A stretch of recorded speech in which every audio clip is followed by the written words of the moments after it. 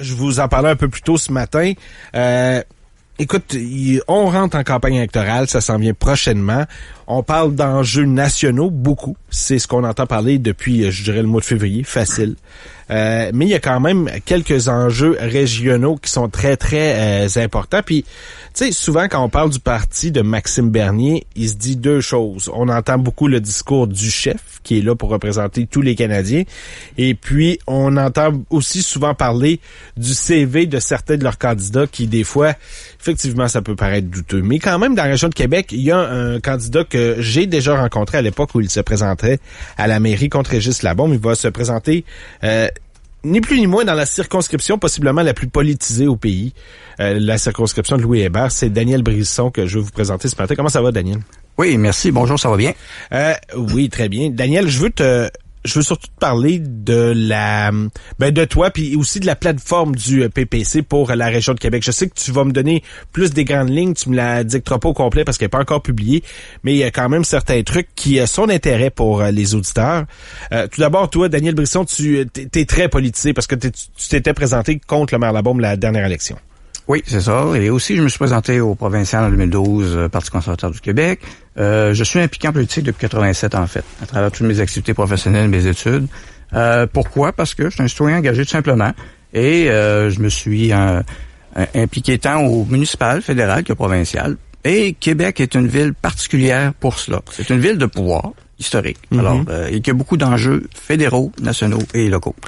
Puis on peut pas te taxer non plus d'être un opportuniste parce que si tu étais le moindrement opportuniste, possiblement que tu choisirais des véhicules qui ont des meilleurs odds pour te présenter. Tu y vas vraiment selon tes convictions. Tu l'as dit, Parti conservateur du Québec, tu t'es présenté comme indépendant. Est-ce que tu t'es fait cruiser par les gens de Québec 21 lors de la dernière campagne électorale? Oui. OK.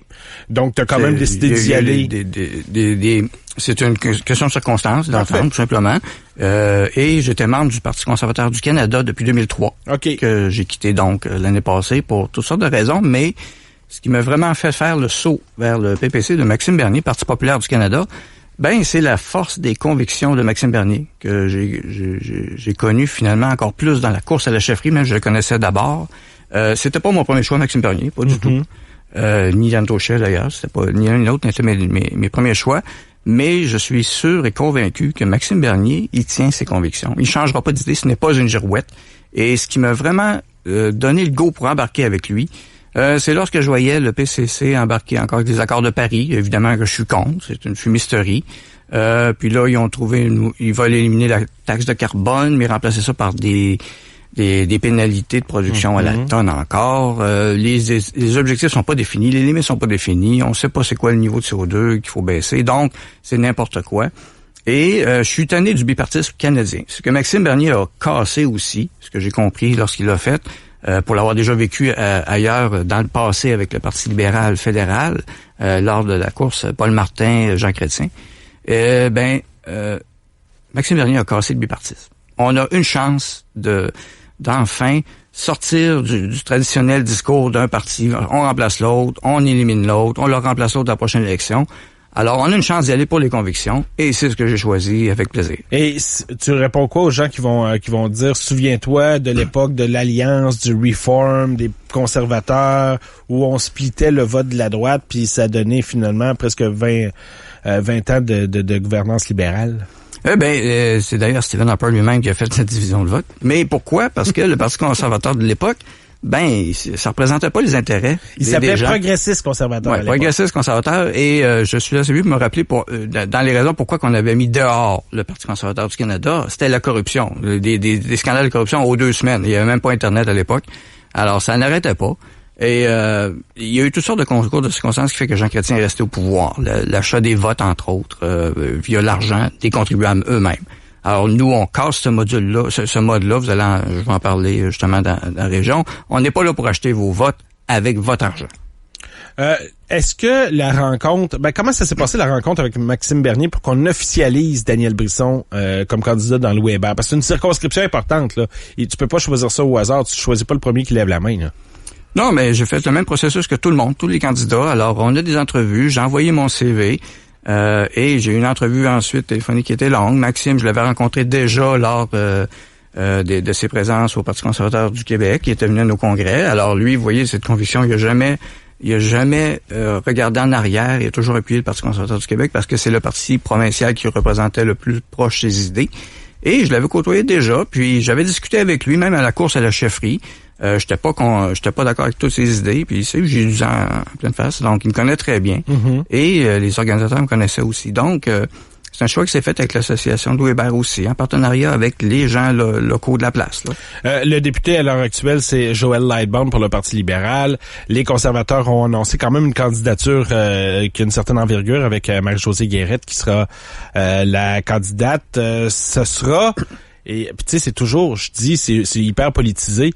C'est parce que tant au provincial qu'au fédéral, la circonscription, le taux de participation est le plus élevé, où les gens vont le plus voter, est dans la région de Québec, et c'est Louis Hébert. Donc, est-ce que c'est un choix naturel? J'imagine que c'est pas un hasard, si c'est toi qui va briguer cette circonscription-là? Ça aurait pu être quelqu'un d'autre parce qu'il y avait des portes ouvertes à plusieurs personnes, mais ça donnait sur moi tout simplement. Puis j'ai montré mon intérêt aussi en même temps. Et puis Louis Hébert, c'est un comté que je connais très bien parce que toutes mes études, je les ai passées dans Louis Hébert. Alors de la prématernelle à l'université, c'est Louis Hébert. Et non seulement Louis Hébert, mais je connais tous les enjeux régionaux évidemment. Hein, je me suis présenté à la mairie, comme vous l'avez dit. Et des enjeux régionaux pour Louis Hébert, il y en a beaucoup. Et il y a des enjeux nationaux pour Louis Hébert et des enjeux régionaux importants. Et contrairement à la députée, pas la députée, mais la candidate conservatrice qui sait pas encore c'est quoi les dossiers qu'elle doit demander ses collègues, je suis déjà... OK, t'es déjà en mode électoral. Là. On voit que les gants sont déjà droppés. Là. Je te sens prêt, je te sens d'attaque. Pas de problème. N'importe quand les débats. Fini les présentations, on va maintenant parler de la plateforme pour ce qui est du PPC. Première question que je vais te poser. Transport. On va commencer par le tramway. Quelle est la position de Daniel Brisson et du Parti populaire du Canada concernant le tramway? Oui, ma position a toujours été claire et n'a pas changé. Le tramway, je suis contre ce projet-là depuis le début. Il a été fait à l'envers, sans référendum, sans avoir tous les vrais frais. On l'a vu encore récemment avec le dossier la semaine dernière. M. Normand qui a dit, oui, il y a des frais, on n'était pas au courant, mais on va faire ça. On dépasse de 8 millions un dossier d'appel d'offres. On dépasse un autre contrat pour un autre... infrastructure, ça ne va être qu'une suite de dépassements de coûts et je suis totalement contre les chèques en blanc donnés tant du provincial que du fédéral pour ce projet-là, que je n'hésiterai pas à canceller s'il fallait. Mais ceci dit, au fédéral, M. Maxime Bernier l'a clairement dit, c'est 0$ pour le tramway de Québec. Et ça me convient parfaitement. On n'est pas là pour acheter des votes. Et c'est une infrastructure régionale, locale. C'est au local à se le payer. Et à choisir les meilleurs moyens de se le financer. Donc, c'est pas le fédéral non plus à financer un projet à Vancouver, à financer un projet à Halifax, peu importe. Alors, les infrastructures locales, ça appartient aux gens locaux. Et si provincial veut dépenser de l'argent là-dedans, c'est son problème. Donc, en gros, on coupe le budget du tramway à Québec, mais on coupe le budget du tramway et des transports en commun partout au Canada. Là. Oui, c'est pas les infrastructures locales, le PPC n'a pas d'affaire, le fédéral n'a pas d'affaire là-dedans. C'est clair de même. Et ça ne réglera rien au climat non plus, contrairement à la vague qu'on a actuellement, là, qu'on voit anti-CO2. Les gens qui vont faire la campagne électorale dans la région de Québec, peu importe le parti, vont vouloir nous parler du pont, du Christi de pont de Québec, qu'on est écœuré, mais ça n'a pas de maudit sens comme on est écœuré d'en entendre parler. On fait quoi avec le pont? Oui, le pont de Québec, je suis membre du groupe citoyen Pont en marche. On fait plusieurs représentations auprès des médias, auprès des ministres aussi, dont le ministre Duclos, qu'on lui a envoyé une lettre le 27 mai dernier, qui n'a toujours pas répondu d'ailleurs. Bonjour, M. Duclos, en passant. M. Lightbound, vous étiez en copie aussi, en passant. Alors, c'est intéressant de voir que les libéraux, tout d'un coup, s'intéressent au pont de Québec après 4 ans. Et ils annoncent des montants. Ils annoncent des montants, 400 millions, 200 millions, mais on ne sait pas c'est quoi la vraie nature des montants encore. C'est des montants garochés en l'air, sans preuve absolue de la nécessité des travaux, premièrement. Et deuxièmement, le CN, c'est privé. Alors, le fédéral, encore là, c'est une décision historique, mauvaise, mais c'est le cas actuellement, c'est appartient au privé. Avant de donner une seule scène pour le pont de Québec, que ce soit pour la peinture ou le refaire, le PPC va exiger, puis ça va faire partie de la plateforme électorale officielle de la région, va exiger la transparence sur les rencontres annuelles qu'il y a actuellement entre le fédéral, le provincial et le CN. Et ce sont des ententes, ce sont des discussions qu'il y a à huis clos. Les gens n'ont pas le droit de savoir ce qu'il en est vraiment de l'état du pont. Alors, avant de dire aussi de s'avancer, de garrocher qu'il y a le pont va durer 75 ans, on veut voir la signature des ingénieurs qui autorisent à dire cela. On veut le rapport des ingénieurs qui dit oui, le pont est bon 75 ans. On veut la signature des ingénieurs et on veut le voir, ça doit être public. Alors, avant d'engager une seule scène publique là-dedans, on veut avoir la transparence totale là-dedans. Pour le pont de Québec, vous faisiez mention du fait que c'est le CN qui en est propriétaire. Depuis quelques années, il y a des rumeurs comme de quoi le CN voudrait s'en débarrasser. Si le PPC est élu, le CN arrive en disant, regarde, 1 pièce, il est à vous. Est-ce que le gouvernement Bernier ramasse le pont de Québec? Non, c'est sûr qu'on va étudier avant, quand je parle de transparence, avoir l'état réel du pont. Mais pour l'instant, de ce que j'ai vu en participant avec les discussions avec plusieurs ingénieurs, c'est non. Okay. Parce que c'est pas juste la peinture qu'il a besoin actuellement. Il manque des morceaux. On l'a vu lors du rapport du MTQ. Il est pas juste rouillé, il manque des morceaux. Il est encore en rénovation si vous passez à côté dessus. Le pont La Porte, d'ailleurs, manque d'amour aussi en passant. Il y a une durée de vie utile de 75 ans. Le pont La Porte, il y a 50 ans l'année prochaine. Alors, le pont de Québec, sa durée de vie utile. Le mot utile est important dans les cas des infrastructures de pont. C'est-à-dire que le mot utile comprend un entretien régulier, ce qui n'a pas été fait. Alors, le pont de Québec, sa durée de vie utile est dépassée. Donc, avant de remettre même $1 là-dedans, il va y avoir des grosses discussions à avoir là-dessus. Vous voulez des rapports, vous voulez des certitudes? Absolument. On va se déplacer un peu vers l'est maintenant, M. Brisson. On fait quoi avec le 3e lien si on est au PPC?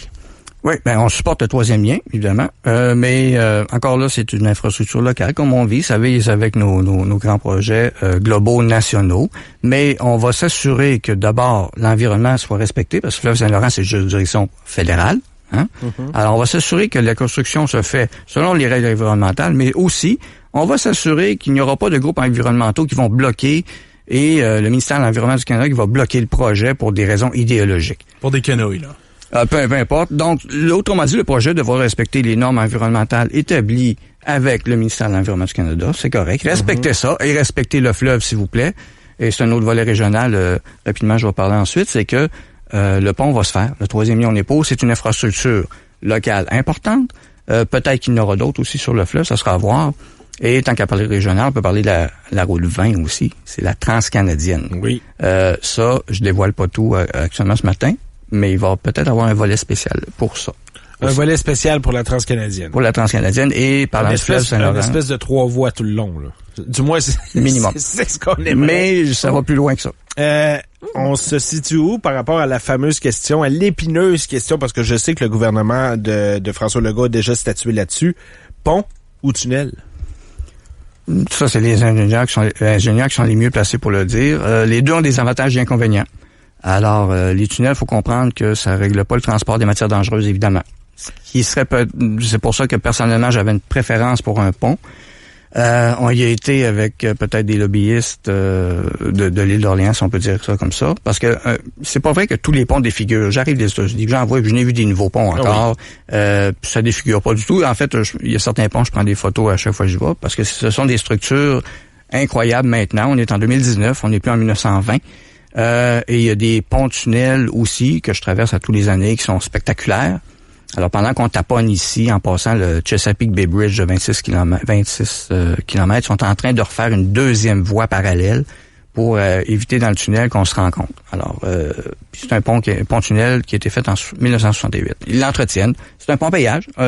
Ceci dit, le PPC n'est pas contre le payage aussi. Si les gens veulent se financer des infrastructures qui se le financent, du moins est-ce qu'un gouvernement qui veut pas embarquer, si ça peut être une fichue de bonne option également d'inclure le privé puis de mettre un péage pour qu'il se rembourse. De un, mais de deux, c'est de favoriser aussi, d'ouvrir les appels d'offres aussi, de s'assurer que le fédéral, ce que le PPC va faire aussi, c'est s'assurer qu'il n'y aura pas de réglementation contraignante pour les appels d'offres internationaux s'il faut. Alors, on peut aller loin avec ça. La réalité de plusieurs hommes d'affaires, de plusieurs entreprises de Québec à l'heure actuelle, c'est que la priorité, oui, le transport en est un, mais c'est surtout qui ont besoin de monde pour aller travailler dans le commerce. Est-ce que vous sentez que pour la région de Québec, ce sera, on parlait de la question de l'urne avec l'environnement tantôt, mais dans la région de Québec, est-ce que ça peut être ça un peu, la question de l'urne? Parce que, oui, il y a du monde pour qui c'est banal comme problématique, mais il y en a d'autres pour qui c'est une vraie problématique. Il y en va de la survie de plusieurs commerces à Québec, là. Oui, absolument. Et c'est un enjeu important majeur. Et Maxime Bernier en a déjà parlé aussi. Tout n'est pas attaché encore, mais c'est clair qu'on veut favoriser l'immigration de travail d'abord, et non pas l'immigration de réfugiés. Le chemin Roxham, oui, on va mettre une clôture minimum. Puis si vous mettez des barbelés, on en mettra. C'est injuste pour les gens qui font le processus, et je travaille beaucoup avec des gens qui viennent de l'extérieur. C'est injuste pour eux qui payent des milliers de dollars d'abord pour venir travailler ici, et qui sont en attente d'être confirmés citoyens. Vous devez savoir qu'en fin de semaine dernière, ça a passé un peu inaperçu dans les médias, c'est drôle, ils n'ont pas parlé. En 11 minutes, 27 000 immigrants ont passé par la loterie qu'on appelle des parents, grands-parents et autres, et qu'ils ont obtenu en 11 minutes, ça s'est rempli. Donc, en faisant ça, ils viennent de bypasser 27 000 immigrants travailleurs d'une claque. Alors ça, nous, c'est ce qu'on veut favoriser absolument. Donc, pour contrer la pénurie de main-d'œuvre, c'est l'immigration. Ça passe par l'immigration. Ben, ça ne passe pas que par l'immigration en passant. Ça, on l'entend souvent. Faut pas en voir non plus la panacée. Parce que les employeurs, peut-être, vont trouver d'autres formules plus agréables aussi pour les employés, et ou le salaire aussi, augmenter le salaire. Vous parlez de pénurie de main-d'œuvre à Québec. Faut voyager le moindrement en dehors du Québec pour s'apercevoir qu'ici, elle n'est pas si grosse que ça par rapport à ce que je vois ailleurs. Alors, ailleurs, ils cherchent du monde aussi. Et pour vous donner une idée, dans mon domaine, Toronto a commencé à recruter à Québec, dans le domaine informatique. Okay. Donc, vous voyez que le bassin est très élargi. J'ai un de mes collègues encore, il a annoncé, j'ai parlé hier, il quitte pour Montréal. Il quitte la région de Québec pour Montréal, pour toutes sortes de raisons. Alors, puis si on parle de retenir la main-d'œuvre ici, il faudrait peut-être commencer à penser à baisser les impôts aussi, et à baisser les taxes municipales, et à baisser les taxes au commerce. Alors, mais les impôts particuliers aux commerçants et aux entreprises, et c'est ce qu'on veut faire. On veut éliminer l'impôt sur le gain en capital, entre autres. C'est un peu là que je m'en allais, parce que, écoutez, M. Brisson, on parle le gouvernement fédéral veut pas s'impliquer dans les projets régionaux, veut laisser les provinces et les villes s'en occuper. En même temps, je sais que le gouvernement actuel fait déficit après déficit, là. Ça, c'est une façon de gérer qui n'est pas la nôtre, visiblement. Mais il y a quand même de l'argent au fédéral, là. Il y en a. L'économie va bien pour le gouvernement fédéral. Voulez-vous redonner un peu? On aimerait ça, nous autres, avoir un petit chèque à Noël. Ça se peut-tu, ça? Ben oui, parce qu'on vise des baisses d'impôts. D'abord, les 15 000 premiers dollars ne seront pas imposés qu'un programme du PPC. Ensuite, le taux d'imposition pour les jusqu'à 100 000 $, c'est un flat rate qu'il y aurait à ce moment-là. On parlait je crois c'était de 15%, je me souviens bien. Et ensuite de ça, donc comme je l'ai dit, le gain en capital, c'est $0 là-dessus, sur le gain en capital. Donc, ce qui ouvre la porte à des entreprises de faire ce qu'elles veulent pour le réinvestir comme elles le veulent aussi. Puis s'il faut investir dans la robotisation aussi, c'est quelque chose que les entreprises doivent regarder. Alors, vous devez savoir, à Québec, il y a un gros salon industriel qui se tient à Québec régulièrement. Puis j'ai vu des machines là actuellement que peut-être les employeurs devraient commencer à regarder ça sérieusement aussi. Il n'y a pas que la main-d'œuvre humaine, il y a d'autres solutions.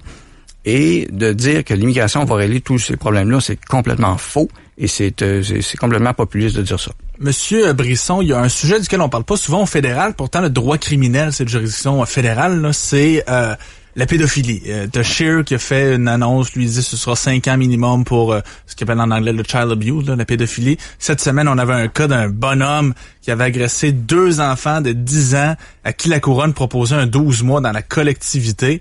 Est-ce qu'il y a un plan, est-ce qu'il y a une promesse officielle du parti de Maxime Bernier pour les peines envers les pédophiles? Actuellement, il n'y a rien comme tel dans le programme, mais par contre, ce que je peux vous dire, c'est que le part des membres du Parti populaire du Canada, évidemment, soit qui viennent du Parti conservateur du Canada ou du Parti populaire, du Parti conservateur du Québec, ou autres partis, même il y a des libéraux aussi, des gens du Parti libéral fédéral qui commencent à quitter pour venir avec nous. Ce sont des positions, voyez-vous, c'est un des gros avantages du Parti de Maxime Bernier, c'est la liberté d'expression et la liberté des députés de déposer des projets différents. Donc ça, c'en est un, la pédophilie. Moi, j'ai toujours appuyé les contraintes sévères. Je suis père de 3 garçons et j'ai porté une attention particulière à tous les entourages suspects qu'il y avait là, proche des clôtures d'école au primaire, dans Charlebourg qu'il y avait à l'époque, et même dans les parcs l'été. Il faut surveiller ça. Les pédophiles ici, c'est trop facile pour eux. D'abord, il n'y a pas de registre public. Alors, je suis pour le registre public diffusé facilement. Et la pédophilie, c'est un cas complexe qui ne se règle pas seulement avec une peine dans la collectivité, pas du tout. Alors, la Californie, par exemple, il va avec la castration chimique s'il le faut. Alors, peut-être que c'est une solution qu'il faudrait envisager. Donc, vous voyez, c'est complexe. Alors, il y a quelque chose à voir là-dedans définitivement, mais les mesures criminelles, il faut les resserrer. Il faut faire respecter les lois surtout. Il faut arrêter, il faut donner confiance au système de justice actuel. Ce que les gens n'ont plus, évidemment. Monsieur Brisson, un coup qu'on a parlé du transport, un coup qu'on a parlé de la pénurie de main-d'œuvre, des baisses d'impôts, qu'est-ce que vous avez à dire aux gens de la région de Québec en tant que membre et candidat du Parti populaire du Canada? Oui, vous l'avez mentionné en début, Louis Hébert, c'est un comté important pour la région de Québec, mais paradoxalement pour le Canada. Louis Hébert a une longue histoire reliée au Canada, que ce soit surtout avec le transport maritime, entre autres. Alors, Louis Hébert peut prendre sa place définitivement beaucoup plus fort que ce qu'il y a eu de fantômes actuellement, de députés ou de ministres.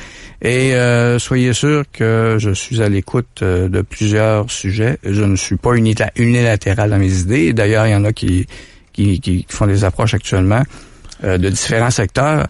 Et ils vont retrouver un représentant il va vraiment les représenter pour eux. Il va avoir une voix forte, sans équivoque, à l'Assemblée, au Parlement. Chose certaine, c'est que j'en connais un qui est bien content de savoir que vous allez vous présenter puis que vous allez être bien occupé au courant des prochains mois.